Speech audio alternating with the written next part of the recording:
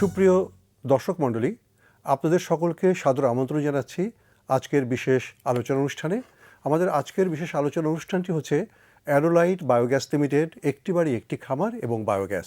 আর এই বিষয় নিয়ে কথা বলার জন্য আমাদের স্টুডিওতে উপস্থিত আছেন একটি বাড়ি একটি খামার প্রকল্পের প্রকল্প পরিচালক এবং গণপ্রজাতন্ত্রী বাংলাদেশ সরকারের অতিরিক্ত সচিব ডক্টর প্রশান্ত কুমার রায়, এবং আরও আছেন অ্যারোলাইট বায়োগ্যাস লিমিটেডের প্রধান ডক্টর ফজলুল হক সাজ্জাদ। আপনাদের দুজনকে সাদর আমন্ত্রণ জানাচ্ছি আমাদের আজকের এই অনুষ্ঠানে। আমরা চেষ্টা করব এই আলোচনা অনুষ্ঠানের মধ্য দিয়ে বায়োগ্যাস প্ল্যান্ট এবং একটি বাড়ি একটি খামার এবং সাথে সাথে আমাদের টেকসই কৃষি ব্যবস্থার ক্ষেত্রে এগুলো কিভাবে কাজ করতে পারে সে বিষয়ে কিছু পথ খুঁজে পেতে। আর এই বিষয়টি নিয়ে আলোচনায় যাওয়ার আগে আমরা ছোট্ট একটি প্রতিবেদন দেখে নেব। চলুন আমরা প্রতিবেদনটি দেখে নিই এবং ফিরে আসবো আলোচনায় প্রতিবেদন দেখার পর। কৃষি প্রধান দেশ আমাদের এই বাংলাদেশ।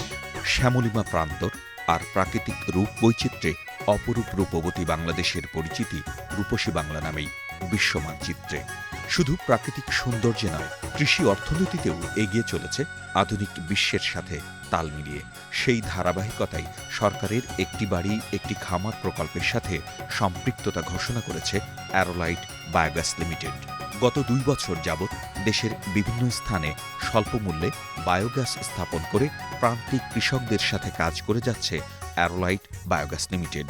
তাদের উদ্দেশ্য বায়োগ্যাস উৎপাদন করে দেশের বৃক্ষ নিধন বন্ধ করা এবং পরিবেশ সুরক্ষায় কার্যকর ভূমিকা রাখা। পাশাপাশি দেশের প্রত্যন্ত অঞ্চলে একেবারে গ্রাম পর্যায়ে একটি বাড়ি একটি খামার প্রকল্প বাস্তবায়ন করতে সরকারের সাথে কাজ করে যাওয়া। আর সেই লক্ষ্যে অ্যারোলাইট বায়োগ্যাস লিমিটেড গ্রাম পর্যায়ে প্রতিটি বাড়িতে পশুপালন বাড়ানোর জন্য গরু ক্রয় করার সুযোগ করে দিচ্ছে সুদমুক্ত ঋণ প্রদান করে। শুধু তাই নয়, গরুর গোবর কিনে নিচ্ছে ঝুড়ি প্রতি 50 টাকা হারে। তাতে করে পশুপালনকারী একটি বাড়ি একটি খামারের মালিক গোবর বিক্রয় করে 2 বছরের মধ্যে শোধ করতে পারবেন ঋণের টাকা। প্রতিষ্ঠানটি গোবর থেকে বায়োগ্যাস উৎপাদন করে গ্রামের কৃষকদের গ্যাসে রান্নার ব্যবস্থাও করে দিচ্ছে। অন্যদিকে গ্যাসবিহীন গোবর প্রক্রিয়াজাতের মাধ্যমে জৈব সার উৎপাদন করে কৃষকদের মাঝে খুবই অল্প মূল্যে বিক্রয় করে। ফলে কৃষক জৈব সার পাচ্ছে ফসলের জমিতে ব্যবহার করার জন্য। আর সেই কারণেই কৃষক হবেন সবচেয়ে লাভবান। দেশকে দারিদ্র্যমুক্ত করতে, গ্রামের বেকার বা খেটে খাওয়া মানুষের ভাগ্যের পরিবর্তন করতে একটি বাড়ি একটি খামার প্রকল্প বাস্তবায়নের বিকল্প নেই। শুধু তাই নয়, একটি বাড়ি একটি খামার প্রতিষ্ঠা করে গ্রামের হতদরিদ্র মানুষেরা তাদের ভাগ্যের পরিবর্তন ঘটাতে সক্ষম হবে। সরকারের এই একটি বাড়ি একটি খামার প্রকল্প বাস্তবায়ন করার লক্ষ্যে কৃষকদের মাঝে সুদমুক্ত অর্থ সহায়তা প্রদান করতে সরকারের পাশাপাশি অ্যারোলাইট বায়োগ্যাস লিমিটেডের মতো কৃষি বান্ধব কিছু প্রতিষ্ঠানকে এগিয়ে আসতে হবে, যাতে করে একটি বাড়ি একটি খামার প্রতিষ্ঠা করে হতদরিদ্র মানুষেরা নিজেদের ভাগ্যের পরিবর্তন ঘটিয়ে দেশের অর্থনীতির চাকাকে আরও গতিশীল করতে পারে। দর্শক মণ্ডলী, আমরা দেখলাম এই প্রতিবেদনটি এবং এখান থেকে আমরা একটা ধারণা পেলাম যে আসলেই একটি বাড়ি একটি খামার প্রকল্পটি কিভাবে মাঠ পর্যায়ে কাজ করছে এবং তার সাথে কিভাবে অন্যান্য সংগঠন যুক্ত হয়ে বায়োগ্যাসকে সম্প্রসারণের ক্ষেত্রে কাজ করছে। আমি ডক্টর রায় আপনার কাছ থেকে যেটা জানতে চাইবো যে এটা খুবই চমৎকার একটা ধারণা, একটি বাড়ি একটি খাবার, এবং আমরা জানি যে আমাদের দারিদ্র্য বিমোচনের ক্ষেত্রে এটি একটি মাইল ফলক হিসেবে কাজ করবে বলেই আমরা আশা করছি এবং সেরকমভাবে মাঠ পর্যায়ে কার্যক্রম চলছে। আপনি যদি খুব সংক্ষেপে আমাদেরকে এটার প্রেক্ষাপটটা বর্ণনা করে আমরা কিভাবে এটিকে একটি টেকসই কৃষি বান্ধব জায়গায় নিয়ে যেতে পারি সে বিষয়ে যদি আমাদেরকে একটু রূপরেখা দেন। আপনার বক্তব্যের মধ্যে রয়েছে যে একটি বাড়ি একটি খামার, উপস্থাপনার মধ্যেও রয়েছে যে একটি বাড়ি একটি খামার। খামারগুলো আমরা কম বেশি দেখে নিলাম প্রেজেন্টেশনের মধ্যে, যে একজন ভদ্রমহিলা লাউয়ের একটা মাচা তৈরি করেছে, এটা পারিবারিক খামার। একজন ভদ্রলোক তার 3টা গরু আছে, এটা পারিবারিক খামার। এটা বাংলাদেশের চিরায়ত যে ঐতিহ্য আমাদের, যে বাড়িতে আমাদের খামার থাকবে, গরু থাকবে, হাঁস মুরগি থাকবে, ছাগল থাকবে, ভেড়া থাকবে, গোলা ভরা ধান থাকবে। আজ হয়তো গোলা ভরা ধান সবার বাড়িতে নেই। আমাদের দেশের 50%-এর উপরে মানুষ, অর্থাৎ অর্ধেকেরও বেশি মানুষ কিন্তু আজকে ভূমিহীন পর্যায়ের। তাহলে এদের ছোট ছোট পারিবারিক ইনকাম জেনারেশনের জন্য, আয়বর্ধক কাজের জন্য একটা ব্যবস্থা থাকা দরকার, জীবিকায়নের ব্যবস্থা থাকা দরকার। কী কারণে? একটা ইনকাম যাতে তাদের স্থায়ীভাবে থাকে। সেটা করতে গিয়েই কিন্তু একটি বাড়ি একটি খামার প্রকল্পের ধারণা মাননীয় প্রধানমন্ত্রীর নিজস্ব চিন্তা চেতনা থেকে 1997 সালে উনি সংসদে বসে নিজের হাতে এই আইডিয়াটা জেনারেট করে লিখে তৎকালীন প্রতিমন্ত্রীকে দিয়েছিলেন। সেটাই কালের পরিসরে আমরা শেখা, জানা এবং ব্যবহার করতে করতে আমরা আজকে একটা অ্যাডভান্স মডেল এসে দাঁড় হয়েছি। এবং মাননীয় প্রধানমন্ত্রী যেটা আপনি বলছিলেন আসলে টেকসই শব্দটাকে আমরা প্রতি সময় গুরুত্ব দিই। আপনি এখন জানেন যে আমাদের সেই সহস্রাব্দ উন্নয়ন লক্ষ্যমাত্রা, সেটা তার আগেও একটা টেকসই শব্দ জুড়ে গেছে। হ্যাঁ, যে সাস্টেনেবল ডেভেলপমেন্ট গোল, অর্থাৎ টেকসই উন্নয়ন গোল ঠিক করতে হবে। এরকম না যে আজ উন্নয়ন হলো কাল যেন ঝরে যায়, টিকে থাকতে হবে। সেখানে আমরা গত 100 বছর করছিলাম যে মাইক্রো ক্রেডিটের মাধ্যমে। আমরা সেখানে চিন্তা করে দেখলাম, সরকার চিন্তা করে দেখলেন, পার্টিকুলার মাননীয় প্রধানমন্ত্রী জননেত্রী শেখ হাসিনা তিনি চিন্তা করলেন যে এই যে অর্থটা আমরা দিয়ে তাদের কাছ থেকে সুদসহ ফেরত নিয়ে আসি, আচ্ছা এটা না করে এই অর্থটা যদি গরিবকে দিয়ে বলি যে তুমি নিজে এটা ব্যবস্থাপনা করো, আর আমরা তাকায় দেখি যে এটা যেন কোনো নষ্ট না হয়, ক্ষতি না হয়, এবং বাড়িতে বাড়িতে তোমরা এই টাকা দিয়ে এইভাবে খামারগুলো গড়ে তোলো, যেটা আপনারা এই যে চিত্র প্রদর্শনীতে দেখে নিলেন। এবং এটা করে আমরা যেটা দাঁড় হয়েছে বর্তমান সরকার গত 5 বছর আমরা এই নতুন মডেলটা প্র্যাকটিস করছি। সেখানে এসে দাঁড়িয়েছে যে আমাদের এখন বাংলাদেশের সকল ইউনিয়নের সকল ওয়ার্ডে একটা করে, অর্থাৎ 40,527টা ওয়ার্ড আছে বাংলাদেশে, আমার 40,511টা সমিতি আছে। প্রতিটা সমিতিতে 60 জন দরিদ্র লোক, তারা সবাই ভূমিহীনের নিম্নে, এবং তার ভিতরে 60 জন এর মধ্যে 40 জন মহিলা আর 20 জন পুরুষ পরিবার প্রধান। অর্থাৎ মহিলাদেরকেও কিন্তু এখানে একটা অগ্রাধিকার দেওয়া হয়েছে। তা এখন গভর্নমেন্ট সিস্টেমটা করলো যে একটা ম্যাচিং ফান্ড গড়ে দেওয়া। গরিব যদি মাসে 200 টাকা জমা দেয়, অর্থাৎ সপ্তাহে 50 টাকা, সরকার তাকে 400 টাকা দিবে। তা 60 জনে বছরে 1,44,000 টাকা জমা দিলে সরকার আর 2.5 লাখ টাকা দিয়ে দিল। তাহলে কত হলো? প্রায় 4 লাখ 4.5 লাখ টাকা তৈরি হলো। এই 4.5 লাখ টাকা সরকার 2 বছর দিয়ে 9 লক্ষ টাকা। তো এই 60 জন দরিদ্র মানুষের 9 লক্ষ টাকার ক্যাপিটাল। এখন এই দরিদ্র মানুষগুলো এই টাকাটা নিয়ে বসে হিসাব করে যে রাশেদা কি মুরগি পালন করবে, না গাভী পালন করবে, নাকি 2টি ছাগল কিনবে, নাকি করিম কিছুই জমি নাই খেটে খায়, না ও একটা ভ্যান গাড়ি কিনবে। তো এই যে একটা জীবিকার ব্যবস্থা, এটা যেহেতু এগ্রিকালচারাল কান্ট্রি, সেহেতু আমাদের প্রায় 60% হচ্ছে এগ্রিকালচারাল ছোট ছোট খামার গড়ে উঠেছে। যেটা আপনি বলছিলেন প্রশ্নের মধ্যেই যে আমরা আসলে কিভাবে খামার গড়ার মধ্য দিয়ে মানুষের জীবনের পরিবর্তন করি, এটাই কিন্তু আমরা শুরু করেছি। এবং আজকে টাকার পরিমাণ আপনি শুনলে খুশি হবেন, এবং শ্রোতা বন্ধু যারা তারা খুশি হবে যে 2690 কোটি টাকা। আমরা শুরু করছিলাম কত কোটি টাকা দিয়ে? আমরা এটা শুরু করেছি শূন্য দিয়ে। এখন আমি 5 বছর আগে আমি যখন এই প্রকল্প পরিচালকের দায়িত্ব নিয়েছি তখন মাত্র 2 কোটি টাকা এদের পুঁজি ছিল। আজকে 5 বছরে তাদের সঞ্চয় আর সরকারের দেওয়া টাকার পরিমাণ 2700 কোটি টাকা, এবং এই টাকাগুলো তাদের অ্যাকাউন্টে, গরিবের অ্যাকাউন্টে। অর্থাৎ এই টাকার মালিক কে এখন? আইনসিদ্ধভাবে ওই গরিব। তাহলে এখন এই যে এত টাকা মানে তৈরি হলো, ক্যাপিটাল তৈরি হলো, এই ক্যাপিটালটাই তো আমরা এখন বিভিন্ন রকমের উৎপাদনমুখী কার্যক্রমে ব্যবহার করছি। সেই জায়গাটিতে আমরা যে আজকের আলোচনার জায়গাটি, সেইখানে একটি বাড়ি, একটি খামার এবং তার সাথে বায়োগ্যাস, বিশেষ করে টেকসই ভবিষ্যতের জন্য, সেইটাকে আপনি কিভাবে রিলেট করবেন? খুবই সুন্দর। এই আমরা যা এতক্ষণ বললাম ক্যাপিটাল গড়ে উঠেছে, তো ক্যাপিটালটা যদি ওখানে ব্যাংকেই থেকে যায় এর তো কোনো মানে নেই। তাহলে মূল লক্ষ্য হচ্ছে যে ওই ক্যাপিটালটা স্বাধীনভাবে উঠান বৈঠকে বসে ওই 60 জন মানুষ তারা ঠিক করবে যে কে কী কাজ করবে। যেমন ইতিমধ্যে আমার এই 2700 কোটি টাকার মধ্যে 2500 কোটি টাকা বিনিয়োগ হয়েছে। আচ্ছা। এবং এই 2500 কোটি টাকা বিনিয়োগ হয়ে 21 লক্ষ ছোট ছোট পারিবারিক খামার গড়ে উঠেছে। আচ্ছা। ওই লাউয়ের মাচার মতো, ওই যে গবাদি পশুর মতো, কোনো বাড়িতে 2টি ছাগল হয়েছে, কোনো বাড়িতে 100টি মুরগি পুষেছে, এভাবে আপনার 21 লক্ষ খামার হয়েছে। আচ্ছা, এই 21 লক্ষ খামারের মধ্যে আমি যদি আপনাকে একটা ব্রেকআপ দিই, তাহলে আপনি দেখবেন এটা সম্পূর্ণ মুখস্থ রাখা আমার জন্য একটু যদিও কঠিন, আপনাকে শুধু সংখ্যাটা বলেছি। দেখেন 6,73,241টি গবাদি পশু খামার গড়ে উঠেছে। আচ্ছা। তার মানে এতগুলো পরিবারে এখানে ওই 2-3টি গরু, 2-3টি গরু, 4-5টি। আমি 1.5 মাস আগে পটুয়াখালীতে গিয়েছিলাম। আপনি অবাক হবেন যে একজন বিধবা মা, সে ওই প্রথম যে টাকা নিয়েছে গত 5 বছরে, এর ভিতরে তার গোয়াল ভরে গেছে গরুতে।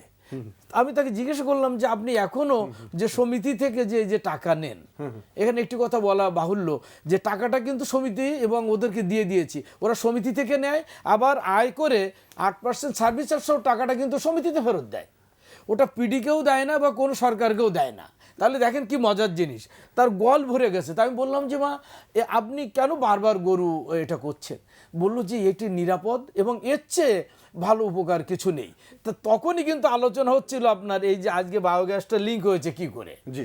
তখনই কিন্তু আলোচনা হচ্ছিল যে মা তাহলে এই গোবরগুলো তো কাজে লাগতে পারে। তা আমাদের দেশে যে ট্র্যাডিশনাল গোবর লাগানো, আপনারা জানেন যে জ্বালানি তৈরি করে গোবর দিয়ে দিয়ে, সে তার বাড়িতে একটা এই বায়োগ্যাস প্ল্যান্ট বসানোর জন্যে সে উদ্যোগ নিয়েছে। মানে আমি এমনই সময় তার ওখানে গিয়ে হাজির আমি হয়েছি। আপনার কাছে আসবো এই জিনিসটাকে নিয়ে আরেকটু আলোচনা করার জন্য। আমি এর মাঝখানে একটু ফজলুল হক সাহেব আপনার কাছ থেকে একটু জানতে চাইবো যে এই যে 6 লক্ষ খামার গড়ে উঠেছে গবাদি পশুর খামার, এবং আপনি নিজেই যেটা বায়োগ্যাসকে নিয়ে কাজ করা চাইছেন, তো আপনারা কিভাবে এই জায়গাগুলোতে যুক্ত হতে পারেন বলে মনে করেন, বা আপনারা এটাকে নিয়ে কি চিন্তা করছেন? আমরা আপনাদের দুজনের মধ্য থেকেই একটা পথ খুঁজে বের করতে চাই যাতে আগামী দিনগুলোতে এই বায়োগ্যাসটা একটি বড় ধরনের অর্থনৈতিক কর্মকাণ্ড হিসেবে সামনে আসতে পারে। আপনি যদি একটু বলেন, আপনার কথাটি আগে শুনে নিই। ধন্যবাদ। হাজারো বছরের শ্রেষ্ঠ বাঙালি জাতির জনক বঙ্গবন্ধু শেখ মুজিবুর রহমান কৃষি নিয়ে যে চেতনা করেছিলেন, দুঃখজনক হলেও সত্য যে স্বাধীনতার পর সেই পর্যায়ে তার সেই স্বপ্নটা পুরোপুরি বাস্তবায়িত করতে পারেনি। আমার মনে হয়েছে বারবারই যে কৃষিতে বিপ্লব আনানোর জন্য আমাদের কিছু একটা করার দরকার। আমরা যারা বিশ্ববিদ্যালয় থেকে লেখাপড়া করেছি আমাদের কিছু একটা করার দরকার। কিছুক্ষণ আগে ডক্টর প্রশান্ত কুমার রায় অতিরিক্ত সচিব মহোদয় যে কথাটা বললেন যে এই গোবরগুলো হওয়া উচিত ছিল, যেভাবে ব্যবহার করা উচিত ছিল, যে সম্পদে রূপান্তরিত হওয়ার কথা ছিল তা না হয়ে আমাদের আঞ্চলিক ভাষায় বইয়ে বলা হয় গোবর লাঠি হিসেবে ব্যবহার করা হয় বা এগুলো জ্বালানি আকারে যাচ্ছে। এবং দুঃখের সাথে খেয়াল করে দেখছি যে জনগণ বৃক্ষ নিধন করছে বাস্তবতার প্রেক্ষিতেই রান্নার কাজে। তো আমরা একটি বাড়ি একটি খামারের বিভিন্ন প্রতিবেদন আমরা দেখেছি, ডক্টর প্রশান্ত কুমার রায়ের বিভিন্ন বক্তব্য আমরা দেখেছি, শুনেছি।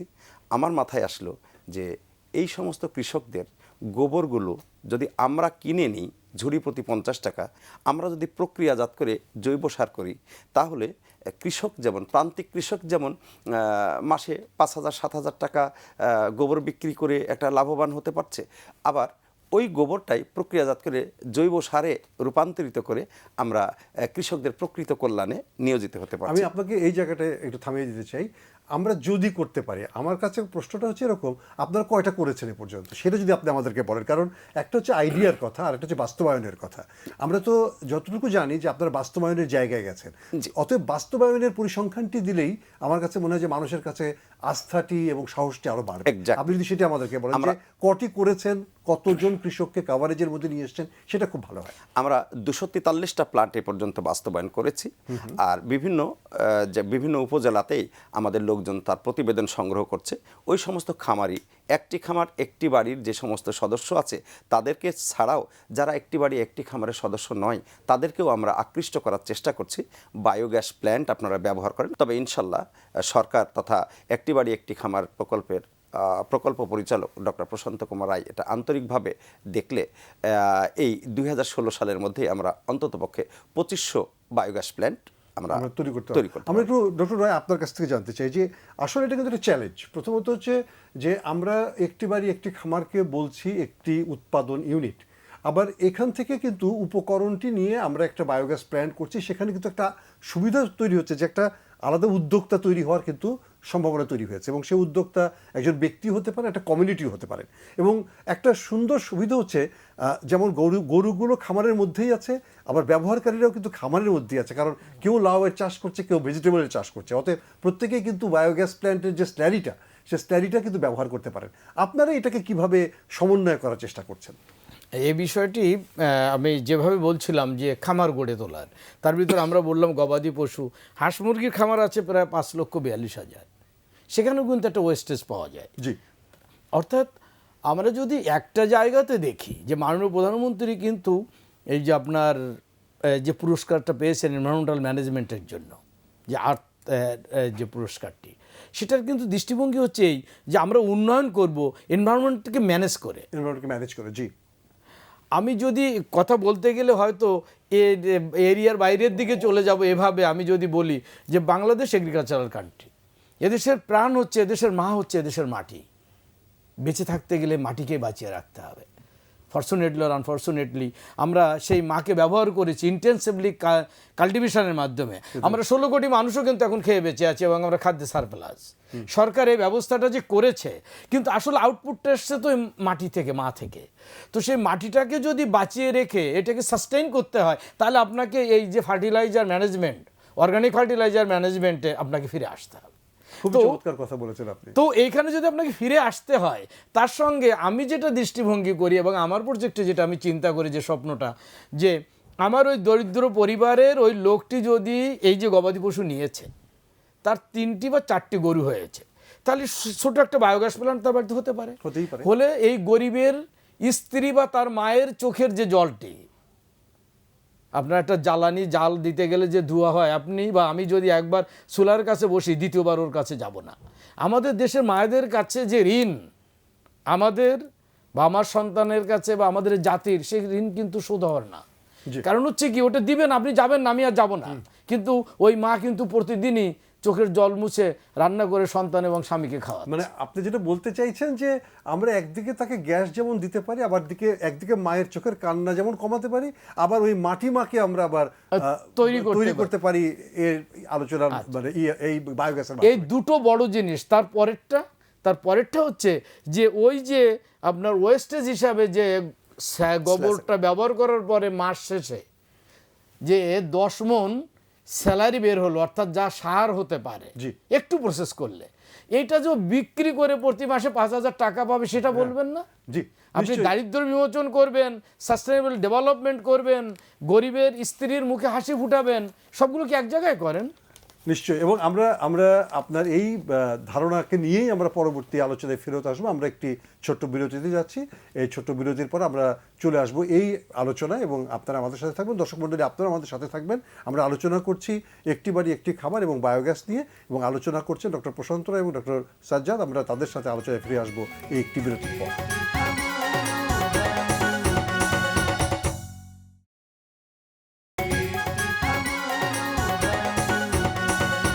দর্শক মণ্ডলী, আমরা বিরতির পর ফিরে এলাম। আমরা যে আলোচনা করছিলাম অ্যারোলাইট বায়োগ্যাস লিমিটেড একটি বাড়ি একটি খাবার এবং বায়োগ্যাস নিয়ে আলোচনা, এবং আমাদের সাথে আলোচনা করছেন ডক্টর প্রশান্ত রায় এবং ডক্টর সাজ্জাদ। আমরা তাদের কাছে আবার ফেরত যেয়ে আলোচনার সেই সূত্র ধরে আপনি যে কথাটা বলছিলেন যে খুবই চমৎকার, যে আমরা প্রথমত একটা বায়োগ্যাস পাচ্ছি, দ্বিতীয়ত আমরা পাচ্ছি হচ্ছে স্লারি, বা যেটা মাটিকে সমৃদ্ধ করছে, এবং তৃতীয় পাচ্ছি কিছু অতিরিক্ত টাকা। এবং আপনি মনে করছেন যে এর মধ্য দিয়ে আমরা একটি বাড়ি একটি খামারের একটা টেকসই জায়গা তৈরি করতে পারি? আপনার কাছে কি মনে হয়? এই জায়গাটি আমি বলছিলাম যে আমার একটি বাড়ি একটি খামারের মূল লক্ষ্যটা কি? মূল লক্ষ্য হচ্ছে যে সর্বশেষ লেখা আছে সাস্টেনেবল ডেভেলপমেন্ট, অর্থাৎ একটা টেকসই উন্নয়ন নিশ্চিত করতে চাই। আপনি ভেবে দেখুন, বাংলাদেশে 4 কোটি লোক দারিদ্র্য সীমার নিচে বাস করে, 12 কোটি লোক দারিদ্র্য সীমার উপরে বাস করে।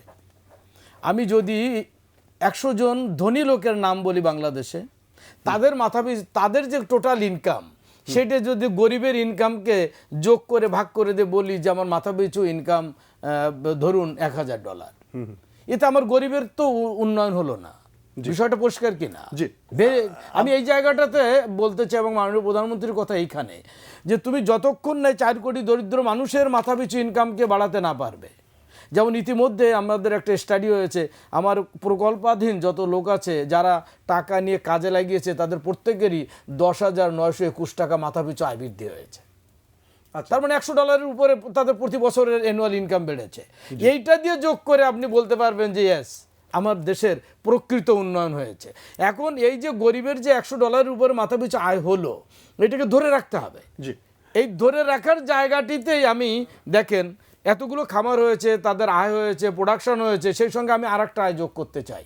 সেই আয়টার কিন্তু 3টা আঙ্গিক বলে ফেলেছি, যে আমি যদি তাদের এই গরু বাছুর পোষার সংখ্যা বাড়াতে পারি, একটি এখনো বলি নাই, সেটি কি, তাকে দিয়ে যে 2টা গরু কিনিয়ে যে গরুর দুধটা হয়েছে, সেটা কি তার বাচ্চা খায়নি? নিশ্চয়ই। আপনি আরেকটা স্ট্যাটিস্টিক্স দিলে আপনি অবাক হবেন, বাংলাদেশে যে পরিমাণ দুধের প্রয়োজন আমার দেশের সন্তান এবং আমাদের খাওয়ার জন্যে, আমরা তার মাত্র 25 থেকে 35% পর্যন্ত উৎপাদন করতে পারি। তাহলে আপনাকে কি এদেশের মানুষের বা বাচ্চাদের যদি মেধা বৃদ্ধি করতে হয়, তাহলে আপনার দুধ উৎপাদন বাড়াতে হবে। আমাদের দেশে বর্তমান সময়ে যেটা হয়েছে, যেটা হচ্ছে আমাদের মাননীয় প্রধানমন্ত্রী, সরকার, তারা সকলেই যেটা বলছেন যে আমাদের খাদ্য নিরাপত্তার সাথে সাথে এখন পুষ্টি নিরাপত্তা বাড়াতে হবে। Exactly. এবং সেই পুষ্টি নিরাপত্তা বাড়ানোর ক্ষেত্রে নিশ্চয়ই প্রাণী সম্পদের ক্ষেত্রে আমাদের নজরটা আরো বেশি করে দিতে হবে, এবং আপনারা নিশ্চয়ই সেই ক্ষেত্রে আরো কাজ করবেন। তবে আমি একটি কথা জিজ্ঞেস করতে চাই যে এই যে বায়োগ্যাস, এটার তো একটা আলাদা ধরনের মূল্য আমরা খুঁজে পেয়েছি। আমাদের দেশে যদি কেউ এই ধরনের খামার করতে চায় বা বায়োগ্যাস প্ল্যান্ট করতে চায়, সেক্ষেত্রে কি আপনার তরফ থেকে কোনো বিশেষ সহযোগিতার অবকাশ আছে কিনা বা কোনো রকমের সুযোগ আছে কিনা, যাতে নতুন উদ্যোক্তারা এই ক্ষেত্রে কাজ করতে পারেন? এটা আপনি ভালো কথা মনে করিয়ে দিয়েছেন। আমি গত 4 বছর ধরে খুঁজছি যে যারা বায়োগ্যাস প্ল্যান্ট করতে পারে এরকম ইনভেস্টর পাওয়া যায় কিনা। জি। কারণ আমার তো কিছু লিমিটেশন আছে। আমার প্রকল্পে আছে যে আমি বায়োগ্যাস প্ল্যান্ট মানুষ যাতে ব্যবহার করতে পারে, মানুষ যাতে ব্যবহার করলে যার কল্যাণ হয়, যে কথাটা আজ আমি টেলিভিশনের সামনে বলছি, এই যে উদ্বুদ্ধ করা, তাকে যে তৈরি করা যে এটা তোমাকে কতগুলো কল্যাণ এনে দিবে, তুমি এই কাজগুলো করো, জাতীয় উন্নয়ন হবে, এই জাতির কল্যাণ হবে, তোমার ব্যক্তিগত কল্যাণ হবে, সমাজের কল্যাণ হবে, তোমরা এটা করো। এই মোটিভেশন কাজটা আমি করছি। আর আমি খুঁজছি যে ইনভেস্টর, যে যেমন আমি মাঝে পাইলটিং করতে গিয়েছিলাম কি একটা কোম্পানিকে দিয়ে, তারা বলেছিল যে 25,000 টাকা হলে একটা বায়োগ্যাস প্ল্যান্ট হয়। করতে গিয়ে দেখি ওই আপনার সমস্যা হচ্ছে যে ওটাকে সাস্টেনেবল করতে গেলে ওই স্যালারিটা যদি বিক্রি না হয় তাহলে ও আর করতে চায় না। তাই এরকম করে আমি খুঁজছি। এখন ইতিমধ্যে আপনার এই যে আমাদের ডক্টর সাজ্জাদ সাহেব, তিনি বলছিলেন যে আমরা তো এভাবে স্বপ্ন দেখছি যে আপনার যাদের একটি খামারে যাদের গরু বাছুর আছে তাদের আমরা যদি এইটা দিয়ে দেই, তাহলে মাননীয় প্রধানমন্ত্রীর যে দৃষ্টিভঙ্গিটা যে সাস্টেনেবল একটা ডেভেলপমেন্ট এই গরিবের হয়, সেটা তো হতে পারে। আমরা কি আপনাদের এই কাজে সহায়ক হতে পারি কিনা? তো কাজে আমার দেশে আমার যেটা মনে হয়েছে যে মানুষ যে শুধু ব্যবসা করে তা না, আমার দেশের বা আমার সমাজের অনেক মানুষই আছে যাদের বড় বড় চিন্তা চেতনা আছে, সেগুলো যদি সমন্বয় করা যায় তাহলে সেগুলো আরো অনেক বেশি আরো অনেক বেশি তার আউটপুটটা আমরা ঘরে নিয়ে আসতে পারি। আমরা একটু সজ্জাদ সাহেব আপনার কাছ থেকে একটু জানতে চাই যে আপনারা তো মানে করছেন যে একটি বাড়ি একটি খামারের সহযোগিতা নিয়ে যে বায়োগ্যাস প্ল্যান্টগুলো করছেন, সেগুলোর ব্যবসায়িক অবস্থাটা কি? মানে আপনারা কি মনে করছেন যে এই ব্যবসাটা করার ক্ষেত্রে কোনো চ্যালেঞ্জ আপনাদের জন্য আছে কিনা, বা কোন চ্যালেঞ্জটি অতিক্রম করলে এটাকে আরো ভালোভাবে মানে অতিক্রম করা যাবে? আপনার কাছে আপনার অভিজ্ঞতা কি বলে? দারিদ্র্য বিমোচনে একটি বাড়ি একটি খামার যে 8টি পদক্ষেপ নিয়েছে বা বেশ কয়েকটি পদক্ষেপ নিয়েছে, তার মধ্যে নতুন একটি পদক্ষেপ হিসেবে আমি সরকার মাননীয় প্রধানমন্ত্রী জননেত্রী শেখ হাসিনার প্রতিনিধি ডক্টর প্রশান্ত কুমার রায়কে আমি বলেছি যে বায়োগ্যাস প্ল্যান্টের মাধ্যমে দারিদ্র্য বিমোচন সম্ভব।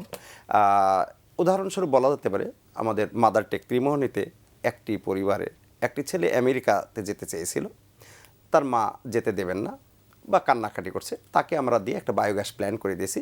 সে 27টা চায়ের দোকানে সংযোগ দিয়েছে একটা বায়োগ্যাসে, প্রত্যেক দিনই সে 400 টাকা করে পাচ্ছে। এটার ইনভেস্টমেন্ট কত? ইনভেস্টমেন্ট হচ্ছে 4.5 লাখ টাকা। আচ্ছা, তাহলে 4.5 লাখ টাকা সে ইনভেস্ট করে এখন তার 1 বছরের মাথায় তার 8 লাখ টাকা উঠে গেছে। আচ্ছা, বিভিন্ন জায়গায় সংযোগ দিয়ে।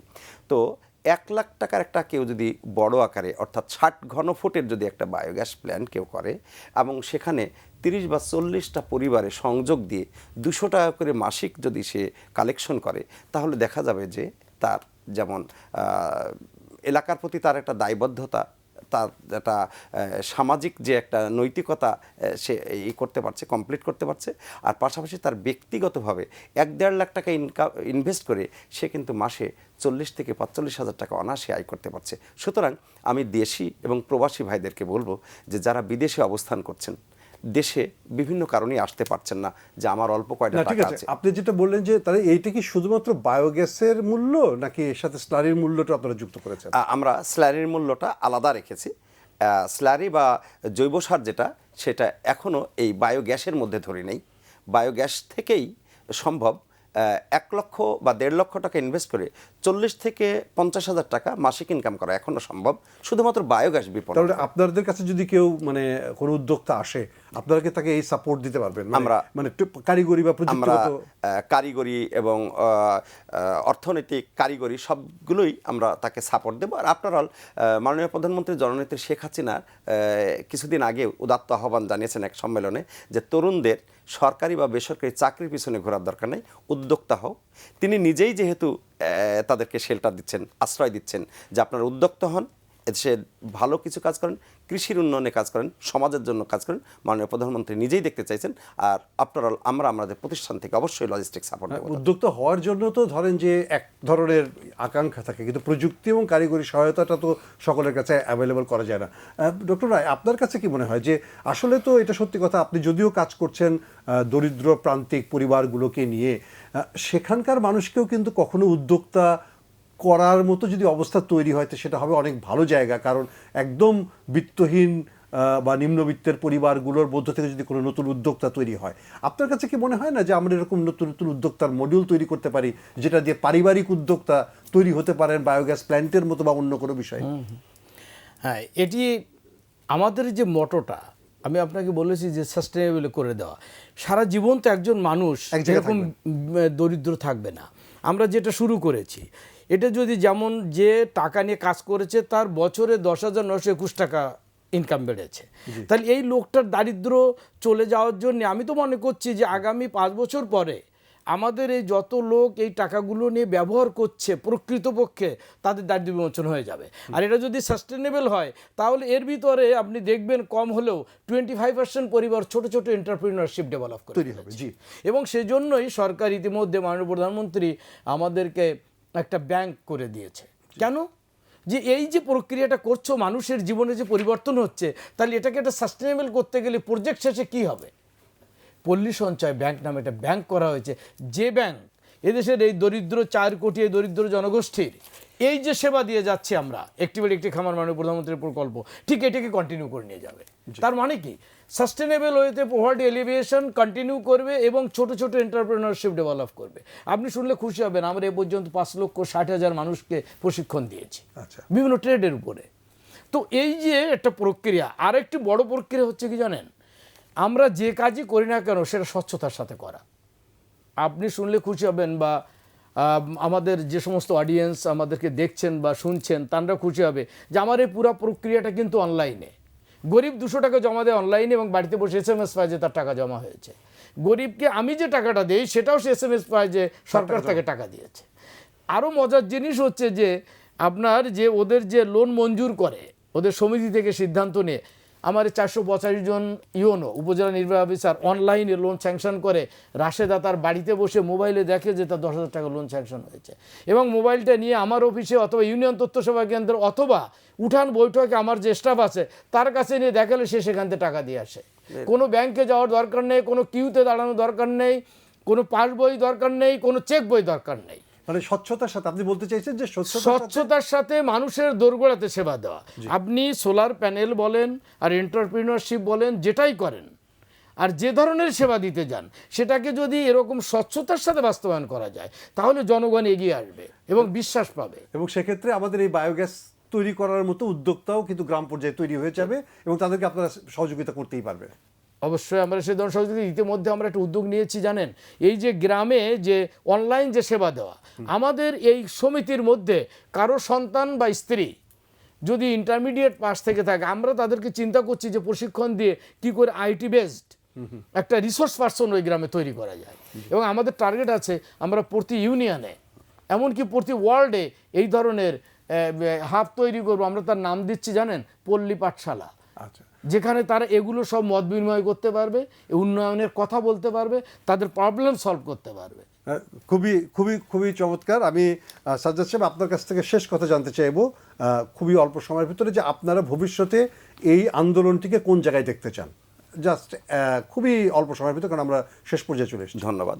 পেশায় একজন কলেজ শিক্ষক হওয়ার কারণে আমি গাড়ি বাড়ির স্বপ্ন দেখি না, তবে মাননীয় প্রধানমন্ত্রী জননেত্রী শেখ হাসিনা যে দারিদ্র বিমোচনে যে কাজগুলো করছে তাতে ক্ষুদ্র বালুকানার মতো আমি তাদের সাথে একটু সম্পৃক্ত হতে চাই।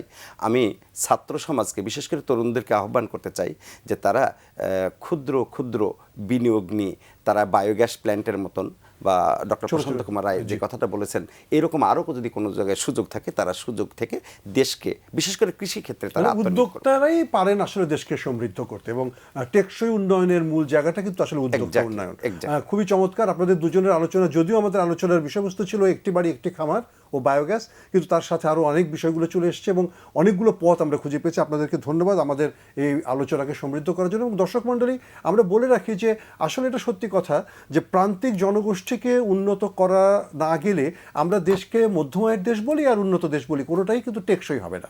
কারণ ভিত্তি যদি দুর্বল হয়, বেস অফ দ্য পিরামিড যদি দুর্বল হয়, তাহলে কখনোই ওই সুউচ্চ অট্টালিকা কিন্তু টেকসই থাকতে পারে না। অতএব দেশকে যদি সমৃদ্ধ করতে হয়, তাহলে আমাদের দরিদ্র মানুষের জীবন মানকে উন্নত করতে হবে, এবং সেই ক্ষেত্রে কিন্তু একটি বাড়ি একটি খামার কাজ করছে। আর একটি বাড়ি একটি খামারকে যদি আদতেই প্রকৃত উৎপাদনশীল করতে হয়, তাহলে বায়োগ্যাস প্ল্যান্ট বা এরকম উৎপাদনশীল কর্মকাণ্ড আমাদের পরিচালনা করতে হবে, এবং তার মধ্য দিয়েই কিন্তু আমরা আসলে আগামী দিনের যে উন্নয়নের মালা সেটি চমৎকার করে গাঁথতে পারবো। আমরা দেশটাকে সুন্দর চাই, আমাদের পরিবেশটাকে সুন্দর চাই, আমাদের মাটিটাকে সুন্দর চাই, মানুষের হাসিটাকেও সুন্দর করতে চাই, এবং সব কিছুকে যদি সুন্দর করতে হয় তাহলে আসলেই আমাদের সমন্বিত পন্থায় কাজ করতে হবে, যেটির কথা আজকে আলোচনা হলো।